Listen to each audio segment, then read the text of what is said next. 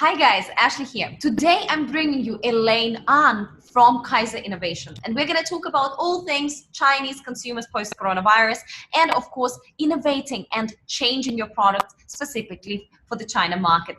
Elaine, it's phenomenal to have you on the show. Thank you, Ashley. Thanks for inviting. Elaine, you are working with essentially international brands that are hardware, software, businesses entering China, and very often you are helping them to adjust their product offering for this market. So you must know Yes. Chinese consumers quite well. That's your expertise. Right now with this coronavirus, a lot of things changed for a lot of people in China. So can you just briefly walk us through the main changes and how do you see them for different industries? Yes, I think, I think globally, everybody has been stuck at home for a few months, right? But, China started earlier, so they actually rebounded earlier. So from what I know, the e-commerce sales has gone up like 4.5%, like 4 billion yuan is is what has changed, right? Because everybody's forced at home, and then even the people who were not used to buying online, like the more older people, elderlies, were forced to do that, right? So yeah, so interestingly, we see a few areas like definitely hygiene, right? Because people are much more concerned about that and how their rituals and how they clean themselves. So that's one area, and interestingly, even for exercise, right? Yeah, so people, we've seen people like have those different smaller exercise equipments at home because they need to stay in shape, right? And we heard even rollerblades are selling well because the parents are so eager for their kids to get into movement right after COVID. Um, and also definitely food as well. We see a lot of people doing bakery, Western bakery, which has been a trend. And so people actually make a lot of food at home. And even what would be interesting for Western companies to also look into is the Chinese concept, the Chinese diet of food therapy, right? Because of the coronavirus, people eat more ginger, onions, and like into their daily Chinese food making, right? So we've seen quite interesting stuff going on, and some more pertaining to the Chinese lifestyle, especially food and how people perceive beauty is different, right? Because Asians, especially Chinese, they want to look more white, whereas our European friends, they actually want to look darker, right? So I think the cultural aspect of the Chinese culture really impacts how products should be developed. Yeah, and whether it's hardware or software or services. And right now, which industries do you feel are most affected by this change in consumer behavior? So you've already mentioned a couple of consumer groups, like younger consumer group, for instance, yeah, older consumer group that just now go and basically digitalize. People are very concerned about safety, and basically safety, security, and food quality, etc., are very, very important. At the same time, consumption, we all know, is going kind of down in lower tier cities, starting from third, fourth, fifth tier city, because people start feeling that I better save for that horrible day when it comes. I definitely think retail is gonna be hit hard. I mean, even globally, right? Yeah, but China has a upside where because e-commerce has been pretty advanced. Even delivery, it's like within like that afternoon or like within 24 hours, right? And the mobile commerce is in some ways even more advanced than other countries because everybody uses like WeChat Pay, Alipay, and it's an instant, right? So I think especially for like so for hardware, it would be everyday like basic consumption stuff that would be people would even buy more online. And we've also seen that people buy in groups, group buys. Like even within people who live, like the neighbors, right? You know, in China, they have certain neighborhoods where there are thousands of people who live in one neighborhood, like in high story buildings, right? Not houses, because China, it's, if you live in a house in a villa, you're super well off. But in Or most you are cases, in the village. yes, yeah.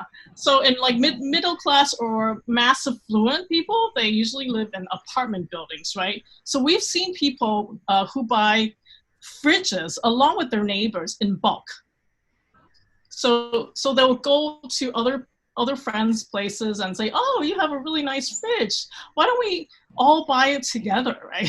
Which is a very Chinese thing to do, right? So I think certain industries, especially food consumption, FMCG things, where you put on your skin, because people are very concerned about food safety, and anything you put on your skin, or for babies and kids, people are concerned about the quality. So I think Western companies have an advantage in those areas, and also more high-tech stuff. High-tech as in, let's say, medical, or those type of product categories. Mm-hmm. You just now said a very interesting thing. You said buying in bulk is a very Chinese thing. So tell us, what other Chinese things are there when it comes to purchasing products in a variety of industries? Oh, well, we can talk about a few cases.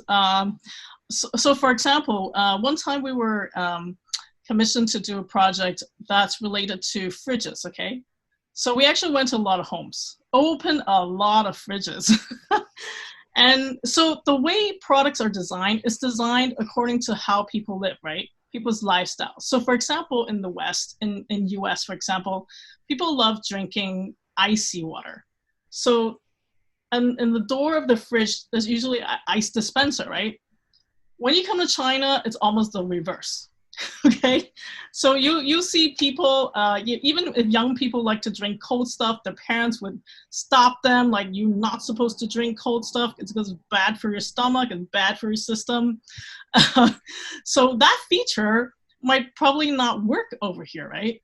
And also, if you look at the fridge, it's interesting to peek in the Chinese fridges, right? We've seen people, and a recurring pattern of people having 60 eggs in the fridge. 60, okay? And then what we do is we actually bring our clients into people's homes in China. This was before COVID. Now we can do it remotely. But when you ask people, why do they have 60 eggs in the fridge? They'll be like, well, first, because sometimes they want to buy organic stuff. So they go to the suburban areas, the farms, to buy 农家菜, right? Like, yeah. Those organic eggs, and they are smaller. And then if they go, especially to purchase that, they buy in bulk. And also, there's also like the Walmarts and Carrefours in China where people buy stacks of eggs, and that's because actually Chinese consume a lot of eggs. In the morning and like afternoon and night. So if it's the family, like 3 people family, or even sometimes the mother-in-law, father-in-law, the parents and the kid, that's 7 people at home, right? And they eat a lot of eggs. So if you think about it, when the fridge is designed for there's usually a carton of 12 eggs in the fridge. It's not enough. So people put it in a drawer, and it's not designed for that, right? So it really can help you rethink how, based on the lifestyle in China, how you can redesign the product. Yeah. And here's another example. If you watch how Chinese people cook, a lot of moms take out, like after they buy some meat, they cut it into chunks like the fist, right? They wrap it up in plastic bags and they'll put it in the freezer. One night before they want to cook that dish, they'll take it out and put it in the sink, right? So with that insight of observation, you can know that actually people want, the way Chinese people eat meat is not steaks, right? It's they slice it, and then they cook it with vegetables, right? So they need to defrost it. So there needs to be a section in the fridge where it's 0 degrees, where it keeps the meat cool enough, but not freaking frozen. Yeah. And not too warm so that it has bacteria, right? So a lot of these insights into how Chinese people live can totally reform or even discover new opportunities in the market. What are some of your favorite examples of how, based on this very different lifestyle, the products were actually redesigned? So it's okay, there's an insight about, let's say, 60 eggs in the fridge, but was the fridge really redesigned to have a lot more those containers? What are some of your favorite examples from some of your clients, or maybe from the industry? Okay, for example, vacuum cleaners. Okay, in the US, vacuum cleaners are huge and bulky, right? They're also used by the housewife themselves sometimes. So the buyer is the user. Okay, and also in a lot of homes in the US, it's like 3 stories high, it's all carpeted, right? When you go to China, it's hardwood floors, number one.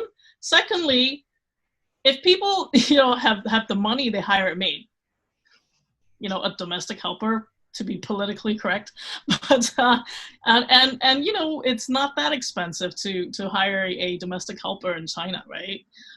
Actually, it might even be cheaper than the vacuum cleaner. The vacuum cleaner, which is like a few hundred US dollars. Plus, women in China are like, what, 100 pounds, So the whole ergonomic of the design, plus who is the user, is in question, right? Is it the housewife? Is it the maid?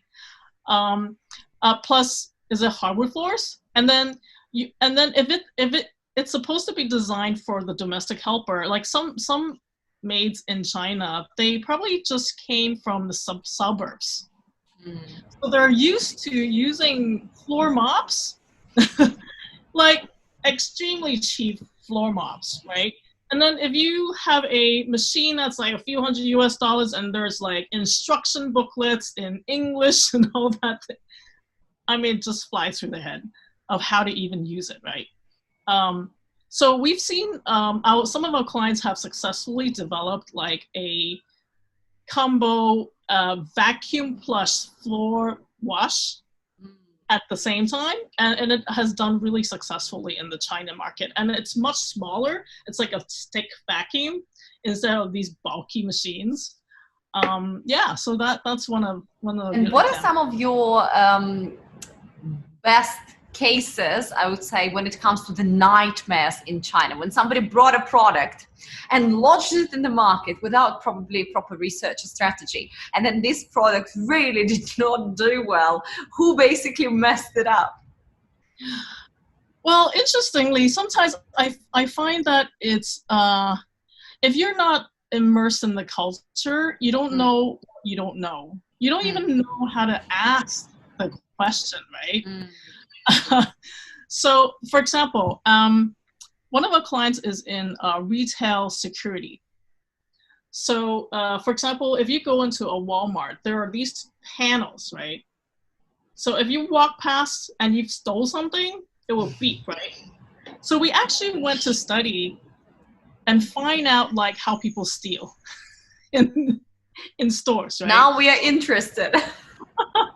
So we talked to salespeople, we talked to different people in the companies, and then we find out that actually sometimes the people are, because the product that was designed in the West was to prevent people from externally stealing from the company, right?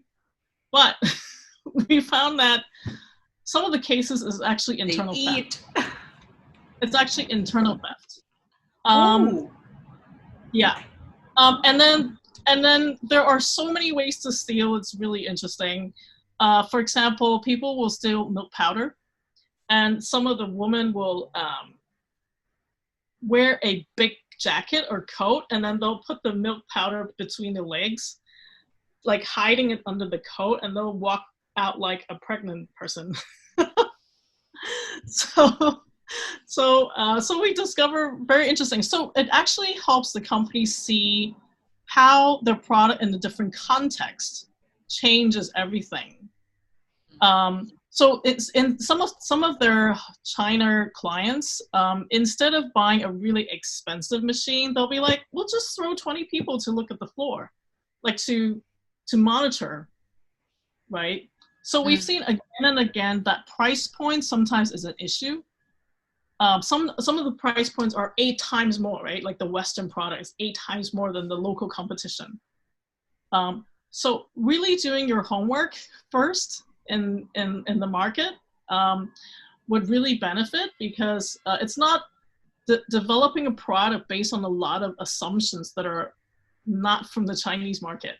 Yeah, but the Chinese market is big enough. It's like a $1 trillion market, right? That is probably worth you doing that. And the e-commerce scene is so developed that if you make it, like one of our friend Josh Gardner says, if you make it through the moat, it's like going through the moat to the castle, right? Then sales will take off. Yeah, but you need to do your work really well. The price is big at the end. What are the steps, the main 3, 5, 8 steps that you think everybody introducing a new product in China absolutely must do? Okay, first, question your assumptions. Yeah, because it's a totally different culture, number one, totally different language, right? Apart from English, right? And in terms of culture, it's a collective society instead of individualist culture. Yeah, and also there are hierarchies between relationships. Yeah, sometimes even if you ask the wife, like the wife has to ask the husband, and even if you do B2B projects, you ask a colleague, you have to ask the boss, right? So the whole dynamic changes. For example, if we've done hospital projects as well. And so in the West, like, because it's individual, so you can approach nurses or doctors independently as an individual person. But because of the social hierarchy in China, you have to get from the top down to the bottom. You can't go bottom up. Otherwise, they're afraid to talk to you. You know, they might not have gotten permission from their senior people. Yeah. So I would say, yeah, the language, the culture. Of course, we can also do very fast surveys now. With WeChat survey, it has a 24-hour turnaround time to many cities in China, because everyone is on WeChat now. We can do what we call remote research. It's something that we've kind of evolved out of this COVID situation, where we can now help companies do remote research where you don't have to even fly over. We help you do the research remotely. And the way we do it is, number one, we can remotely interview end users through our networks. We recruit people through our networks. So you can be on Zoom. We can get them onto a Zoom call. We'll have translators live, right? That's one, but that's only what they say, right? But how do you see like what their home looks like? The way we do that is we do what we call remote digital diaries. Well, everybody has a mobile phone nowadays, right? So we'll give them a piece of little homework. Let's say for a week, they can document what they do. Let's say how do they clean their house, right? How do they clean the kitchen? How do they clean the living room? So these are open-ended questions for us to discover what's different. And also, we can also ask them to record how they buy on the phone. For example, many people in China uses like live streaming to buy, right? Live stream meaning like there'll be a internet celebrity like showing what they wear and, you know, like 9 hours straight.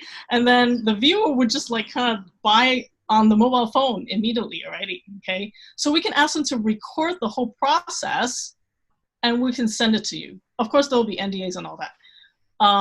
We can also record like what they see on their 小红书, like Little Red Book, or with their permission, of course. So you can remotely already understand how they do this, and our team will have translation, or we can debrief you over the phone or on Zoom or Google Meet, whatever you Just prefer. now you mentioned WeChat surveys, and you've said that 24-hour turnaround, and this is a very quick and very cheap survey tool, but it does have a lot of problems as well, because you never know who are the people answering. The people are compensated to answer, right? And sometimes, I mean, even in my office, we've got some people on the weekend have nothing to do, so they have very high-end profile, and they constantly get those requests. So they say, oh, 20 RMB, we're going to pay you 20 RMB for this survey, and then just go and do it. But they don't have heart in it. So the way they answer questions and the way they behave is very, very different. So the quality of data that you're collecting is, is probably not the highest. How can businesses actually get the real insight in China, based on the fact that also in China there are so many different consumer groups, right? And just bulking somebody by, okay, she's 25 years old and she lives in Shanghai does not really add so much value. Yes. So when we do research for these innovation insights for products and services, we use mixed methods. So one is qualitative research, where we actually go and talk to the users. Before COVID, we actually even fly to their homes, right? Our clients actually fly over, like all the way from the US to spend a week, and we arrange for them to go into Chinese people's homes. Of course, now we're in a different situation, but we can still have them, remotely show us, what their home is like with their mobile phone, right?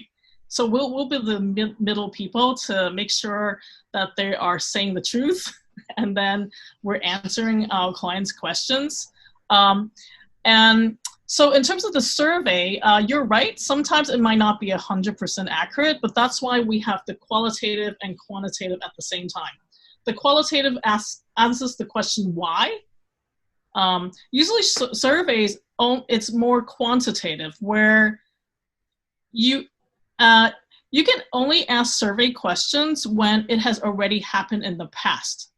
Meaning, for example, how many kids you have at home, or how much have you bought for this computer, right? Is in the past. But for future probing questions, we have to do the qualitative research. Yeah. Where we can guide the client on how we can ask it properly, and